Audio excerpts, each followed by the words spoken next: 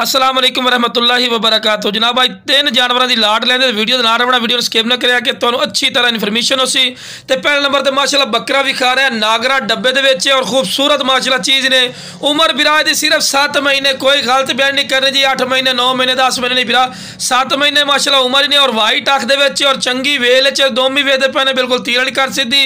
और कन्ना की लेंथ भी वेखते पे ने, चंगे लंबे कन और रैट ही बिल्कुल जायज़ और मकूल। इंशाल्लाह से जो बिरा कॉल कर से इंशाल्लाह जो तुम कॉल करें इंशाल्लाह थोड़ी कॉल की कदर कर सकें और बिल्कुल मुनासिब राइड दिसा है और बिल्कुल चमकदार पशम में और चंगी वेल च शुरू तो जनाब जानवर को टोर फेर के बिरा विखा रहे हैं कि तुम्हें पता लगे कि सेहतमंद और माशाल्लाह एक्टिव है।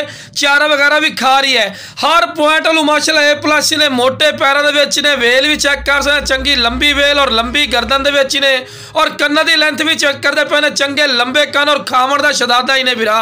इस तो बाद तुहानू ब्लैक बीतल अमृतसरी माशाल्लाह पाठ भी विखाईने हैं। लो जनाब खूबसूरती की इंतहा ही ने जनाब, जितनी बंदा तरीफा करे फायदा नहीं।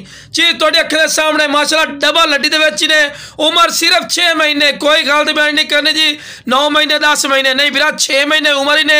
चंगे हाइट कादे चे, कन्ना की लेंथ भी वेख सकते हैं, चंगे लंबे कम और दोम वेखो बिल्कुल तीर वाली कर सीधी और डबल हड्डी के और लंबी गर्दन के ने जनाब। वो नस्ल है जड़ी पहले सूबे च 1.5 to 2 किलो दुध वाली माशाल्लाह बनती है और पहले सूबे च 2 बच्चे देंदी है माशाल्लाह।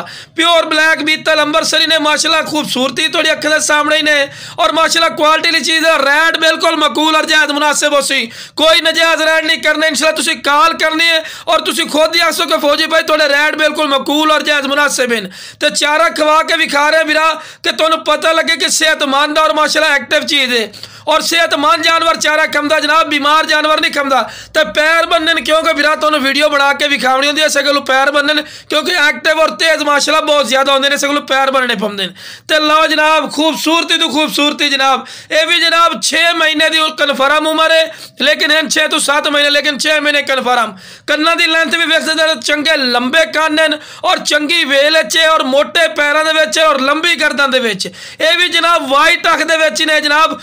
दोस्तों की फरमाइश के बड़े दिनों बाद जनाब पट्ठे लियाते हैं और बकरा ही लिया जनाब। 3 जानवरों की लाट ने, अगर कोई 3 लवना चाहे बिल्कुल मुनासिब और रियायत जानवर तो मिल सन। और खूबसूरती थोड़ी अख के सामने माशाल्लाह, खूबसूरती की कोई कमी कोई नहीं। तो जेड़ा बिरा कॉल कर सी इंशाल्लाह दी कॉल की कदर कर सा और बिल्कुल मुनासिब रह लिसा जिवें बिरा खुश हो सी। तो जेड़ा बिरा पहले कॉल कर सी उस वास्ते फखरिया पेशकश बिल्कुल मुनासिब रह हो सी। ओके जनाब।